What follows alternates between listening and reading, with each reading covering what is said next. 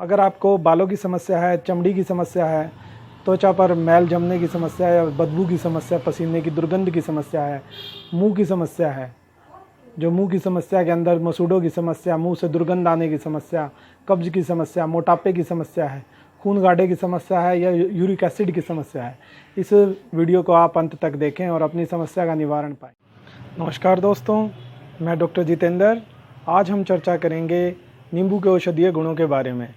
जैसा कि इसका बोटेनिकल नेम है सिट्रस मेडिका और इसकी रूटेसी फैमिली है। इसके जो औषधीय गुण हैं आयुर्वेद के अंदर, ये चरक संहिता, सुश्रुत संहिता और वाग्भट जी ने इसका बहुत अच्छा उल्लेख किया है। इसका रस होता है अमल रस, इसका वीर्य होता है उष्ण, और इसके जो गुण होता है लघु तीक्ष्ण गुण होता है, और इसका विपाक होता है अम्ल। दोस्तों, जैसा कि इसे वर्षा ऋतु का अमृत फल कहा गया है। अमृत फल इसलिए क्योंकि जो वर्षा ऋतु के दौरान या उसके आसपास हमारे शरीर के अंदर टॉक्सिन्स इकट्ठे हो जाते हैं, जो विजातीय द्रव्य हैं या जो हमारे शरीर के अंदर रोग पैदा करते हैं, उन द्रव्यों का एकत्रित होना शुरू हो जाता है। जैसा कि आप देखते हैं वर्षा ऋतु के अंदर हमारे को चिपचिपापन, पसीने की दुर्गंध, इस तरह की दिक्कत होती है और पेट की समस्याएं भी बहुत ज़्यादा होती हैं। तो जो नींबू है दोस्तों, उसके अंदर इतनी ताकत होती है कि आपके शरीर का कोई छिद्र ऐसा नहीं होता जहाँ से नींबू आपके दूषित मल को बाहर ना निकाल दे। तो इसलिए वर्षा ऋतु के अंदर हमारे को इसका प्रयोग करना चाहिए। ये हमारे शरीर की अग्नि को सुचारू रूप से करता है। रोगियों को मुंह के छाले बार बार हो जाते हैं और बिना किसी कारण के वो ठीक भी हो जाते हैं, बिना किसी दवाई के वो ठीक हो जाते हैं। तो हर सीज़न में उनको होते हैं या किसी खान पान से रिलेशन है उसका, तो उसके लिए नींबू का प्रयोग बहुत अच्छा रहता है। नींबू का प्रयोग हम उसके अंदर करते हैं। आधे गिलास पानी के अंदर एक नींबू का रस डाल लेंगे। एक नींबू का रस डाल के उसको गार्गल कराने हैं, कुरले कराने हैं।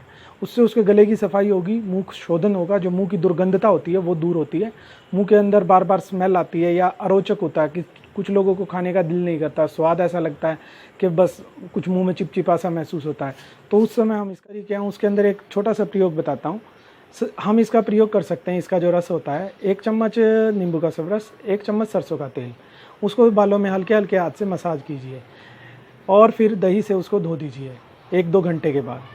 उससे क्या होगा, जो आपके अगर समस्या है रूसी की, आपके बाल सफ़ेद होने की या बालों को 2 मुँहें होने की, वो समस्या काफ़ी हद तक दूर हो जाती है।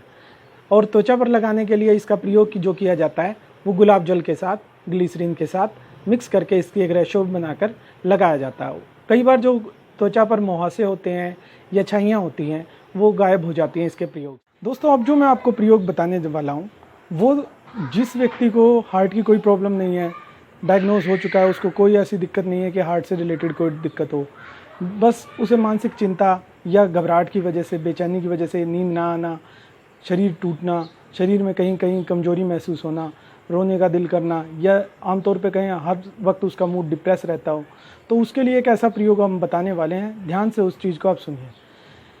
हमें 1 नींबू का सब रस चाहिए और 4 से 5 मुनक्का, जो दाख मुनक्का होती हैं, उनको हमें 1 गिलास पानी के अंदर रात को भिगो देना है।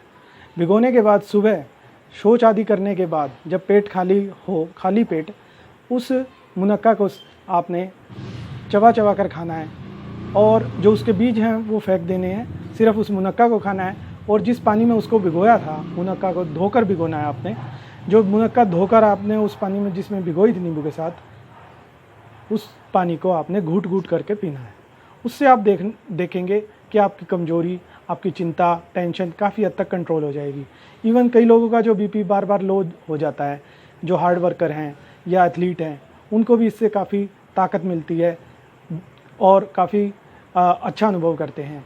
मानसिक जो मेमोरी है, कॉग्निशन है, उसमें इम्प्रूवमेंट देखी गई है। जो हम इसका प्रयोग करते हैं, जैसे मुख की दुर्गंधता, दांतों की मसोड़ों की समस्या, जिसे दंत हर्ष भी कहा जाता है क्योंकि ये दांतों के अंदर एक टिंगलिंग सेंसेशन करता है।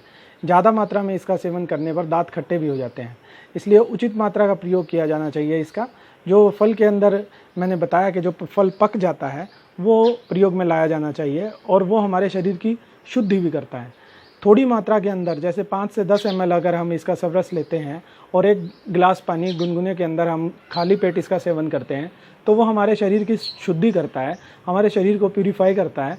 हमारी बालों की समस्या, हमारे पेट की समस्या, हमारे शरीर के अंदर कमजोरी, उसको भी ठीक करता है। न्यूज़ टुडे के अनुसार इसमें पाए जाने वाला विटामिन सी की जो मात्रा है 58 ग्राम के एक नींबू के अंदर लगभग 30 मिलीग्राम तक होती है और 80 मिलीग्राम तक इसमें पोटाशियम पाया जाता है, 15 मिलीग्राम तक इसमें कैल्शियम पाया जाता है। और भी बहुत तत्व होते हैं जैसे vitamin A, selenium, magnesium, phosphorus इत्यादि। विटामिन सी इसके अंदर जो मैंने बताया एक नींबू के अंदर लगभग 30 मिलीग्राम तक होता है। तो विटामिन सी हमारे शरीर के अंदर जो मुख्य कार्य करता है, उसके अंदर जो हमारे शरीर की धमनियाँ हैं, जिनका रक्त का दौरा हमारे शरीर के अंदर होता है, उनको तरोताज़ा रखता है, हमारी चमड़ी को ताज़ा रखता है, हमारे शरीर के जो और ऑर्गन्स हैं उनका जो सेलुलर फॉर्मेशन है उसको शक्ति प्रदान करता है। इसके अलावा जो हमारे स्कर्वी नामक रोग जो विटामिन सी डेफिशिएंसी से होता है, उसके अंदर भी नींबू का बहुत अच्छा प्रयोग पाया गया है। साथ ही जो चमड़ी के विकार होते हैं, बालों की जो समस्या होती है, भूख ना लगने की समस्या होती है, उसके अंदर भी इसका प्रयोग किया जाता है और बड़ा लाभदायक है। परंतु इसको ज़्यादा गर्म नहीं करना चाहिए, डायरेक्ट हीट नहीं देनी चाहिए, इससे इसका जो विटामिन सी की जो गुणवत्ता है वो कम हो जाती है, ऐसा देखने में आया है। इसका जो अनुष्ण वीर्य के साथ त्रिदोषों पर प्रभाव है, वो कच्चा जो फल होता है वो पित्तवर्धक होता है और जो पका हुआ पीला फल होता है वो वात और कफ शामक होता है। फिर भी थोड़ी सी पित्त को बढ़ाने वाला होता है क्योंकि इसका जो पोटेंसी है वो उष्ण वीर्य है। जैसा कि महर्षि चरक, सुश्रुत और वाग्भट ने इसको फल वर्ग के अंदर बताया गया है। अब जो मैं आपको बता रहा हूँ कि इसका जो सबरस प्रयोग करते हैं हम नहाने के लिए, नहाते वक्त अगर हम इस 2 नींबुओं का रस निकाल के थोड़ा सा सेंधा नमक या सिंपल नमक लेकर एक बाल्टी के अंदर डाल दें, उससे अगर हम नहाते हैं तो हमारे शरीर की दुर्गंध की समस्या, जो वर्षा ऋतु के दौरान हमारे शरीर से एक अलग तरह का मैल उतरता है, वो शरीर से मैल अपने आप साफ हो जाएगा, आपकी त्वचा निर्मल हो जाएगी और मुलायम हो जाएगी और एक अपना ओजस्वी चेहरा, ओजस्वी त्वचा के साथ आप सुंदर दिखेंगे। तो इसका प्रयोग हम इसके अलावा पेट को साफ करने के तौर पर ले सकते हैं। 1 चम्मच नींबू का रस, 1 गिलास पानी और 2 चम्मच लगभग शक्कर, उसको मिलाकर अगर हम दिन में 2 बार सेवन करते हैं तो इससे हमारे पेट साफ़ होने की समस्या दूर हो जाती है। जो आमतौर पर कब्ज रहता है बच्चों को, बुज़ुर्गों को, उसमें ये निरापद है, उसके अंदर कोई इसका साइड इफ़ेक्ट नहीं होता और वो हम दे सकते हैं। इवन जो इसके अंदर पोटाशियम है, पोटाशियम हमारे जो इलेक्ट्रोलाइट बैलेंस है, बॉडी के अंदर जो हमारे न्यूरोट्रांसमीटर हैं, जो हमारे शरीर को जो हमारे मानसिक तारें होती हैं पूरे शरीर के अंदर मस्तिष्क से निकलती हैं, जो वो सारे शरीर को कंट्रोल और कोऑर्डिनेशन बिठा के रखती हैं। उनके अंदर जो पोटाशियम और सोडियम चैनल होते हैं उनको अगर कंट्रोल करते हैं तो नींबू की शिकंजवी, नॉर्मल नींबू की शिकंजवी बहुत लाभदायक रहती है। कैसे? क्योंकि अगर किसी व्यक्ति को डिहाइड्रेशन हो गया है तो मोस्टली क्या करते हैं, सोडियम और पोटाशियम पूरा करने के लिए ओरल डिहाइड्रेशन देते हैं। दूसरी तरफ अगर हम प्राकृतिक इसका सेवन वैसे ही करते हैं अपने आहार के अंदर तो हमारे को डिहाइड्रेशन होने के चांसेस कम रहेंगे। शिकंजवी का सेवन कर सकते हैं, नींबू के अचार का सेवन कर सकते हैं, इसकी चटनी बना के सेवन कर सकते हैं। दूसरा, इसकी सावधानियों के अंदर हमें ध्यान रखना होगा। जिन व्यक्तियों को अम्लपित्त अल्सर्स की प्रॉब्लम है या जिनको एसिडिटी बहुत ज़्यादा रहती है वो इसका सावधानी से प्रयोग करें। जिनको गुर्दे की समस्या है या हार्ट की समस्या है, जिनको पोटाशियम ड्रग्स कॉन्ट्राइंडिकेटेड हैं, पोटाशियम ज़्यादा लेना मना है, वो इसका सेवन सावधानीपूर्वक। जो इस नींबू के बीज होते हैं उन्हें हम भोजन के अंदर खाना नहीं चाहिए क्योंकि वो कई बार आंत के अंदर अपेंडिक्स, जो हमारे अपेंडिसाइटिस क्रिएट कर देते हैं। अपेंडिक्स बड़ी आंत का एक ऐसा हिस्सा होता है, वहाँ जाकर ये अटक जाते हैं जिससे सूजन हो जाती है और पेट की इन्फ्लेमेशन भी हो सकती है। तो जिन व्यक्तियों को अपेंडिक्स की प्रॉब्लम हो या जिन व्यक्तियों को आंत की कोई सूजन है तो वो इसके नींबू के जो बीज हैं उनका सेवन ना करें।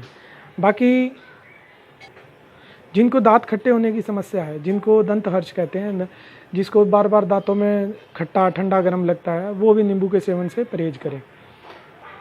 आयुर्वेद के अंदर दोस्तों खाने के अंदर इसको जैसे चावल, घी और रोटी, इसके साथ नींबू का सेवन कम बताया गया है, इसके साथ करना नहीं चाहिए, ऐसा आयुर्वेद संहिताओं में कई जगह मैंने पढ़ा है। तो जो इसका सेवन है वो हम अगर आयरन के सोर्स हैं, जो जैसे चने के साथ अगर इसका सेवन करते हैं तो हमारे को आयरन एब्जॉर्प्शन में हेल्प मिलती है, हमारे रक्त की जो रक्त कणिकाएँ हैं उनका निर्माण में सहायता मिलती है, एचबी हमारा बढ़ जाता है अगर हम चने के साथ नींबू के सबरस का प्रयोग करते हैं। या साग जो होता है उसके अंदर हम इसका प्रयोग करते हैं, दालों के अंदर भी इसका प्रयोग कर सकते हैं। इसी प्रकार दोस्तों जो इसका ध्यान सावधानीपूर्वक हम इसका प्रयोग करेंगे जीवन में। और मैं आपसे आशा करता हूं कि आप लोगों को ये वीडियो पसंद आई होगी। ज़्यादा से ज़्यादा इस वीडियो को शेयर करें, लाइक करें, हमारा चैनल सब्सक्राइब करें। धन्यवाद।